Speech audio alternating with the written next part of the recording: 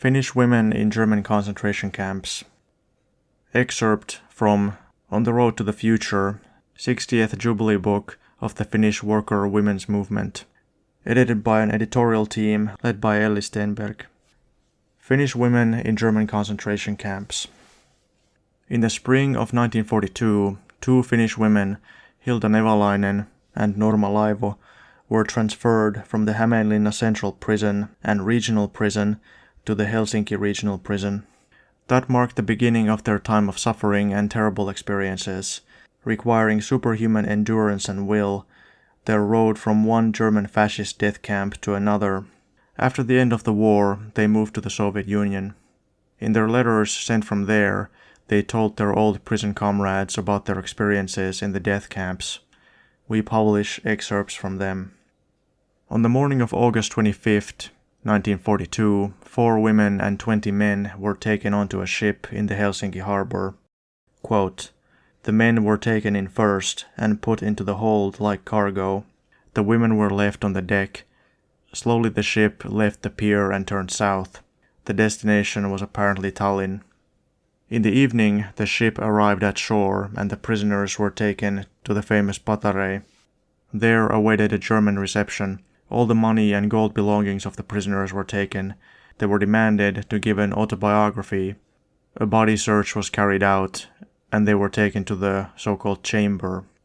There we spent 2 weeks. We were told that we were in quarantine." Unquote. After the ending of the quarantine, the prisoners were put to work in the workshop. Quote, "In the workshop, the Finns were first told to repair clothes taken from Russian war prisoners or frontline casualties. The clothes had bullet holes and blood stains that were still fresh. Occasionally the clothes were completely bloody. Sometimes in a pocket of the clothes there was some piece of paper identifying who the clothes had belonged to, a photo of a fiancé or a sister." Unquote. Quote, "In the first months the food was still tolerable for prison food, but soon it began to change. In the evenings we got unpeeled potatoes that were green with mold. The lunch soup became mere water, where at the bottom there were flakes resembling sawdust, or the soup was made of spoiled cabbage. After eating it, you got severe stomach pains." Unquote. Quote, "During the day, we got to go outside for 15 to 20 minutes, and when walking past the waste bucket, we sometimes found there some cold and half-rotted potato, a fish bone, or on some rare instance a rarity such as a piece of meat, for our dinner. Hunger forced us to find new sources of food. When the Estonians, who received packages from home, ate potatoes, the Finns ate the peels of their potatoes. It was a treat since the peels had been washed and boiled. Despite of everything, one's head, quote-unquote, went circles, as the Estonians said. We were constantly dizzy.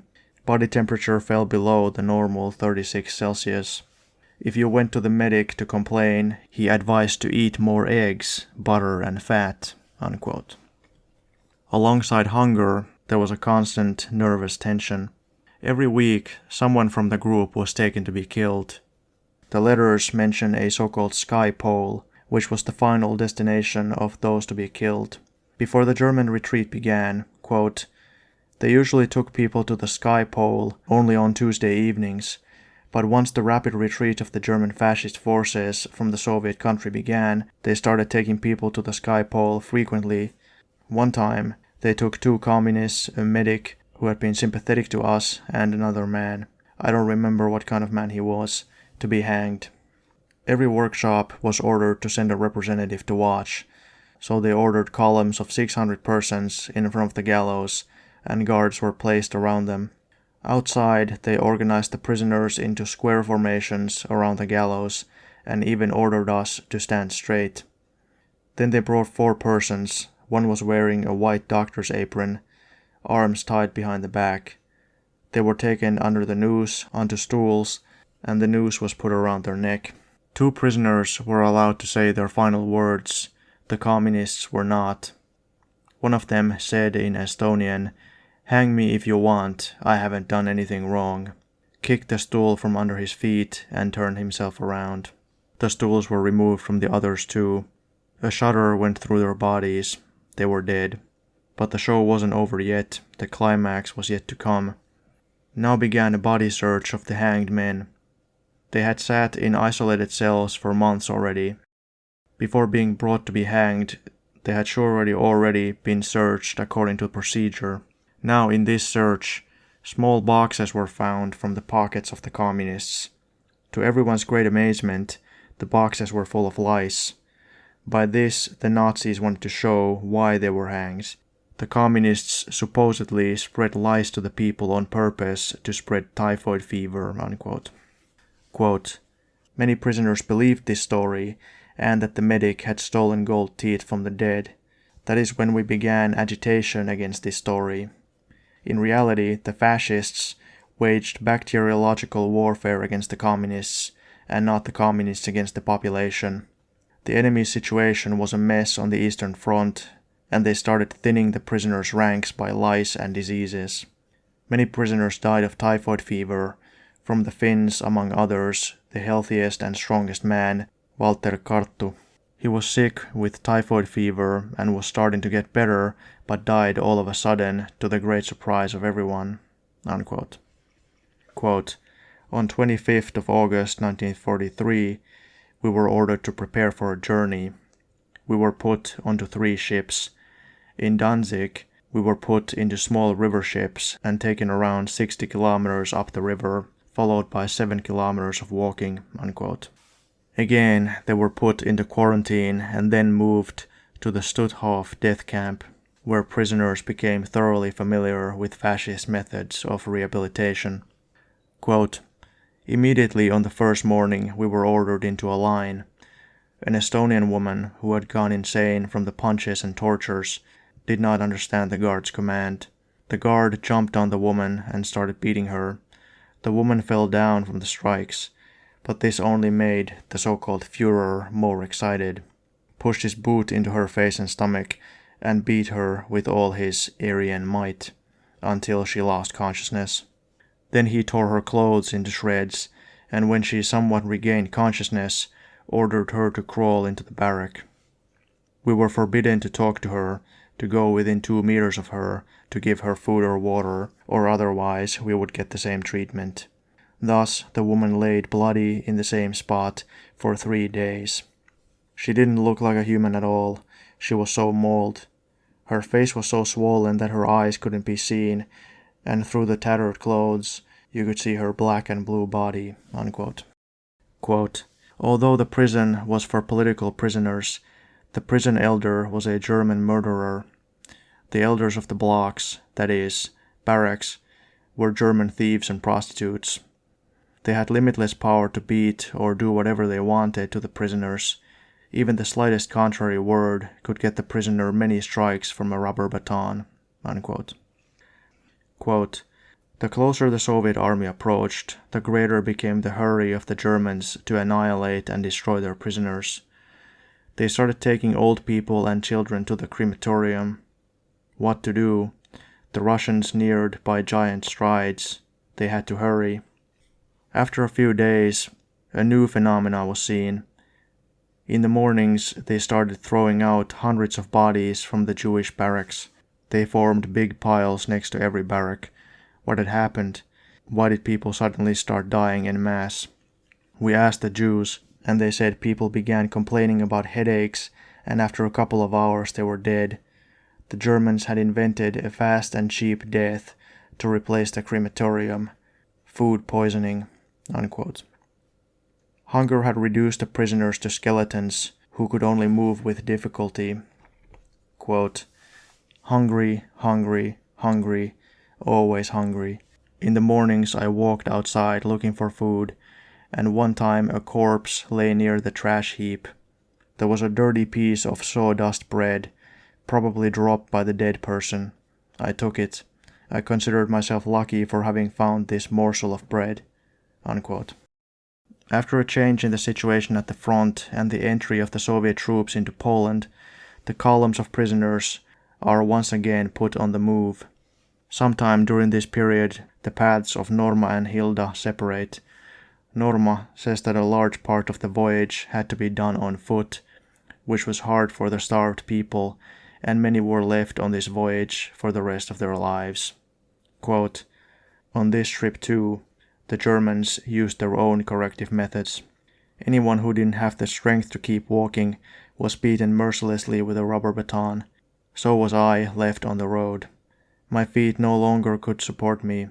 I fell down once and a second time, and each time I was hit with the baton. When I fell down the third time, they hit me so hard I lost consciousness. But a certain muscular, young Russian woman prisoner picked me up like a sack of flour and carried me to the first resting stop. Approximately 60 of us fell behind from the main group. We dragged ourselves forward mere 5 to 6 kilometers per day. Unquote.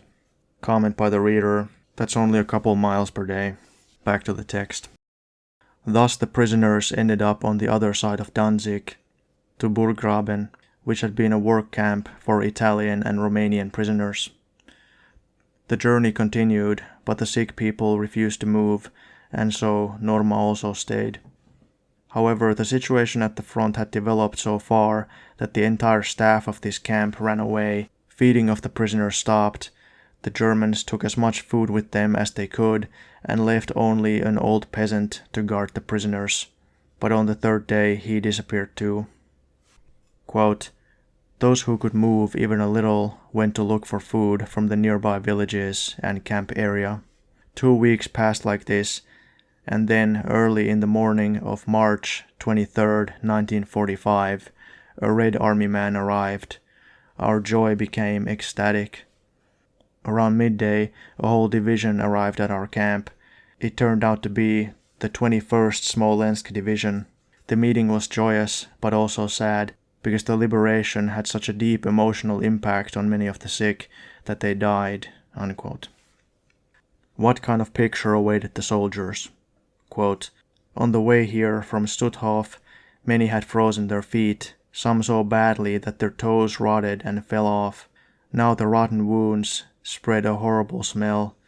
Many had died during these 2 weeks of their wounds, some of hunger. The barracks were full of the dead, dirt, lice, and misery. Many of the sick couldn't even make it outside when relieving themselves. The healthier ones lacked the strength to carry the bodies outside. The Red Army men were greatly horrified when they saw all this. Doctors and medics began working immediately. Unquote. Hilda's journey from the Stutthof death camp took her to a barn about 50 meters long, 20 kilometers from the city of Lauenburg. About the journey from Stutthof, Hilda says, quote, we marched in wooden shoes in terribly strong snowfall and cold, sometimes more than 20 kilometers per day. We marched a day, another, a third, a week, a second, a third towards inner Germany. Finally, my strength gave out. Unquote. Someone had deliberately put a milk canister on the side of the road, and the prisoners immediately rushed to it. Hilda says that she also hobbled to it, but couldn't get away as fast as the others. Quote, I was hit on the head. I regained consciousness under the window of a house and noticed I was laying in a pool of blood. Someone tells me to get up or they'll shoot. I'm incapable of speaking. I point to my chest to signify that they can shoot here. Suddenly a German woman runs to me and asks permission to bandage my wounds and give me food. Then the carriage arrives. I was grabbed by my hands and feet and thrown onto the carriage, on top of a pile of dead and half-dead people, wretches like me. Unquote. In this state, Hilda was put into the barn where, quote, it was so crammed that we couldn't move. The weakest ones were on the left side. Many had frozen their feet so badly that their toes rotted and fell off. These frequently died of sepsis. Can you imagine the cries of suffering when a crowd of 100 moans day and night in terrible agony? Prisoners died constantly, even as many as 15 per day. A large grave had been dug near the barn. Every morning a rope was tied around the feet of the dead people and they were dragged outside over those still living. Unquote. More and more prisoners were brought to the barn. They told good news, which were proven true in early March. Quote, and then, one day, 9th of March, 1945, we noticed the armed men were gone," unquote. Hilda wrote, quote, "A couple brave girls went out on reconnaissance and brought the good news. Our guys are coming. What joy, what exertion. By combining our little strength, we were able to tear boards loose from the wall of the barn. Through this opening, we tried to get out, some being able to walk, others crawling. I also got out. I scarcely walked 10 meters before I fell down. I was dizzy, but the strong faith in our rescue gave me a strange power. I got up and fell again, got up and fell. This is how I moved forward. I saw Soviet troops approaching on the road. I sat down on the side of the road with my comrade in suffering, a Russian named Lisa. The Soviet soldiers approached. They came to us. Some of them, seeing our wretched condition, burst into tears. I was without a hat. Hair had fallen out around the scar on my head. A comb had not touched my hair in over 2 months. I had occasionally tried to wash my face a little bit with snow. A thin dress, a wooden shoe in one leg, and a broken man's shoe in the other. I had received it from a Latvian who stayed in the barn. He said, quote, "Go, I don't have the strength, I'll stay here to die," unquote. We told the Soviet soldiers about our comrades in the barn. Afterwards, I heard from a Soviet officer that everyone in the barn was taken to a hospital, unquote. Quote, "Those who have experienced the horrors of the death camp can value life.